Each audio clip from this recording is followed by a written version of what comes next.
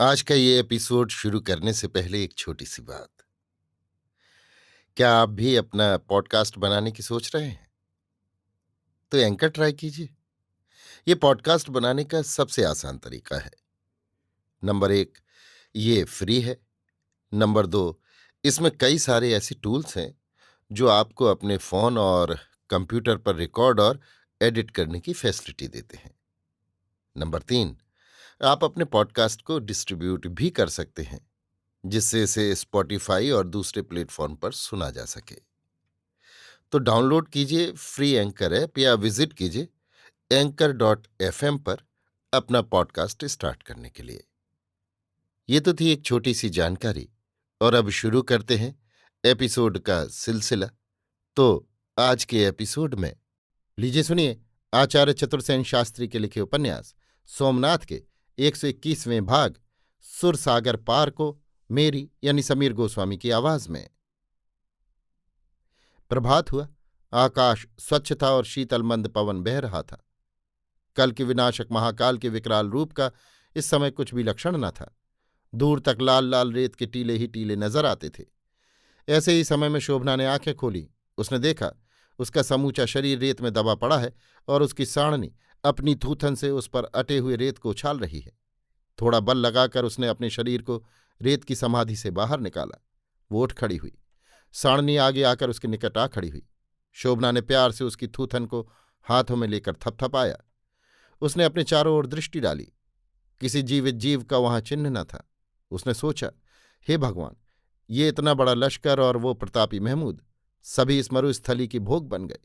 न जाने किस अतर्कित आकर्षण से अभिभूत हो वो मन में अमीर के लिए वैकल्य अनुभव करने लगी। उसने महमूद के हृदय का प्यार देखा था, और उसके आंसू भी। उन आंसुओं ने उसे द्रवित कर दिया।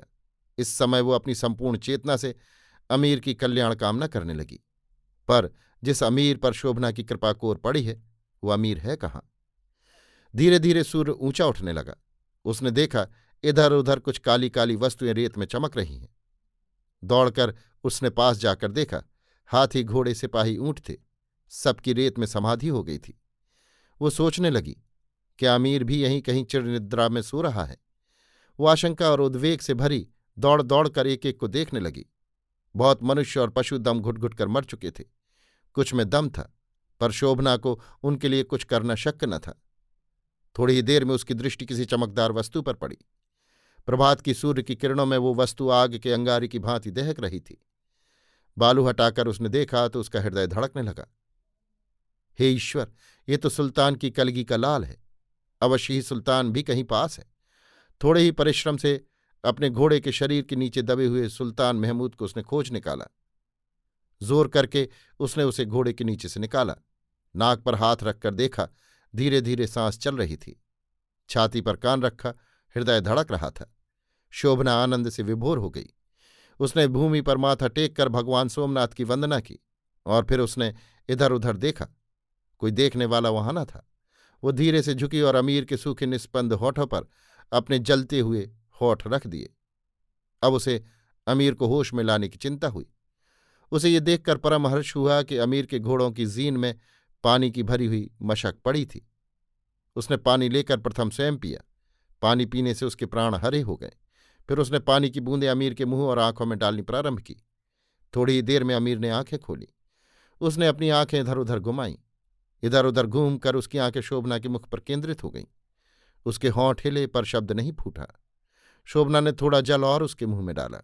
जल पीने से अमीर की चेतना ठीक हुई। उसने ध्यान से शोभना की ओर देखा। उस देखने का अभिप्राय था, तुम कौन हो? शोभना की आंखों में हर्ष नाच उठा। उसने कहा, आप क्या बैठ सकते हैं? उसने सहारा देकर उसे अपनी गोद में बिठा लिया। थोड़ी देर में अमीर की चेतना और शक्ति लौट आई। अब शोभना ने अपने मुख पर थोड़ा आंचल ढांप लिया। फिर उसने मृदुकंठ से कहा, क्या आप ऊंट पर चढ़ सकते हैं? अमीर ने सिर हिलाकर स्वीकृति दी। फिर उसने बेचैनी से चारों ओर देखकर कहा, उस कयामत के तूफान में कौन कौन जिंदा बचा? शोभना ने 2 उंगलियां उठाकर कहा, केवल 2, मैं और आप। बहुत हैं, बहुत हैं, शुक्र है खुदा का। उसने वहीं बालू से वजू किया और घुटनों के बल बैठकर नमाज पढ़ी। फिर फातिहा पढ़कर 2 मुट्ठी बालू उठाकर भूमि पर डालकर अलविदा बहादुर साथियों कहा। अब उसी के साथ 2 बूंद आंसू खिसक कर उसकी दाढ़ी को छू गए। फिर अमीर ने सहारा देकर शोभना को साड़नी पर सवार कराया और आप भी सवार हुआ। रेत के समुद्र में तैरती हुई साड़नी वहां से चल खड़ी हुई। सूरज का ध्यान कर वो पूर्व की ओर बढ़ता चला गया। चारों ओर से गीधों की काली काली टोलियां उसी ओर को चली आ रही थीं। उसने राह में रेत में ढके उघड़े हाथी, घोड़े, ऊंट और सिपाहियों को चुपचाप पड़े देखा। बहुतों तक गीध पहुंच चुके थे। मीलों तक मुर्दों की कतार ही कतार बंधी थी। बीच बीच में हाथी रेत में दबे हुए सूंड हिला रहे थे और घोड़े पड़े हुए पैर फड़फड़ा रहे थे। किसी किसी मुर्दे सिपाही की आंखें गीधों ने निकाल ली थी। कहीं कहीं गीदड़ों के झुंड रेत से मुर्दों को उखाड़कर उनका पेट फाड़ आंतें खींच रहे थे।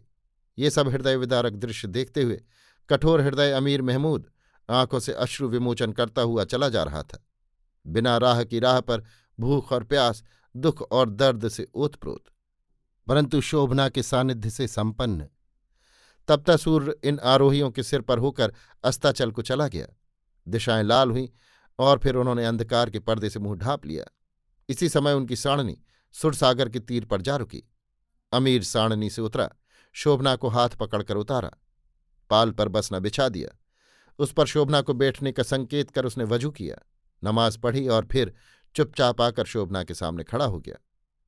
वो गजनी का सुल्तान अमीनुद्दौला निजामुद्दीन कासिम महमूद, जो 20 वर्ष गजनी के वीरों के शीर्ष स्थल पर सुशोभित रहा, जिसकी विजयनी तलवार का आतंक आधे भूमंडल पर व्याप्त हो गया था, जिसने अपने साहस से अतुल संपदा, सत्ता और वैभव प्राप्त किया, खुरासान और गजनी अधिकृत कर अतुल ऐश्वर्य का स्वामी बना, जिसने ग्वालियर, कन्नौज, दिल्ली, सपाद, लक्ष्य और गुजरात की संयुक्त सैन्यों को पराजित किया, जिसका प्रखर प्रताप दिग्दिगंत में फैला था, जिसने नगरकोट की अपरिमित संपदा हस्तगत की और मथुरा की शताब्दियों की संचित संपदा को लूट उसे भस्म कर दिया था, जिसने बड़े बड़े अभिमानी पंडितों और श्रीमंतों को गजनी के बाजारों में 2-2 रुपयों में बेचा था, जिसके शौर्य और तेज की यशोगाथा कविगण गाते नहीं थकते थे, जो अद्वितीय नेता, अप्रतिरथ विजेता और प्रचंड योद्धा था, आज सुरसागर के तीर पर एकाकी तारों की छाया में खड़ा, भूख की चिंता से चिंतित, निरुपाय उस स्त्री का मुंह ताक रहा था, जिसका मूल उसकी नज़र में उसकी समूची बादशाहत से भी अधिक था।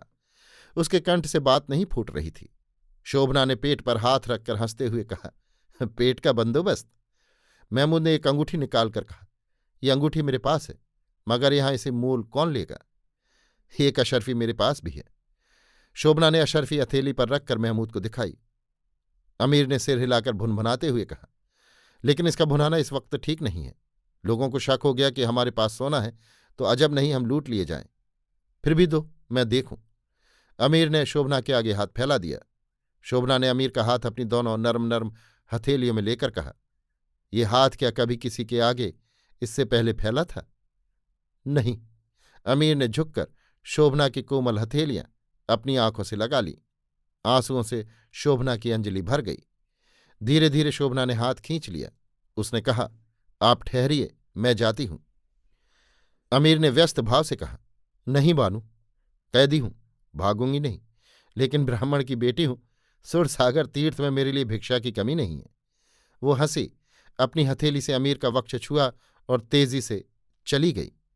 और जब वो आई, उसके हाथ में एक हांडी में दूध, कुछ भात और रोटियां थीं। अमीर ने हथेलियों पर रखकर भोजन किया और सागर तीर पर जाकर चुल्लू से पानी पिया। फिर उसने साड़नी को भी जल पिलाया, आहार दिया। इस समय अमीर एक अत्यंत कोमल भावुक भावना से ओतप्रोत था। वो शोभना से दिल भरकर बात करना चाहता था, पर भावातिरेक से उसका कंठ अवरुद्ध था। शोभना का मुख चंद्रमा की स्निग्ध चांदनी में अपूर्व सुषमा प्रकट कर रहा था। वो चौला की क्षण भर देखी मूर्ति को विस्मृत कर चुका था और अब उसके रक्त बिंदुओं में शोभना बसी थी, जो इस समय सुरसागर के एकांत पाल पर स्निग्ध चांदनी में अलस भाव से अमीर महमूद के असमंजस को देख मुस्कुराकर आत्मसमर्पण का निमंत्रण सा दे रही थी। और शोभना के अलभ्य प्यार की संपदा से संपन्न अमीर आज असहाय एकाकी होने पर भी अपने को संसार का सबसे बड़ा बादशाह समझ रहा था। वो सब कुछ खो चुका था और सब कुछ पा चुका था। अभी आप सुन रहे थे आचार्य चतुर्सेन शास्त्री के लिखे उपन्यास सोमनाथ के 121वें भाग सुरसागर पार को मेरी यानी समीर गोस्वामी की आवाज में।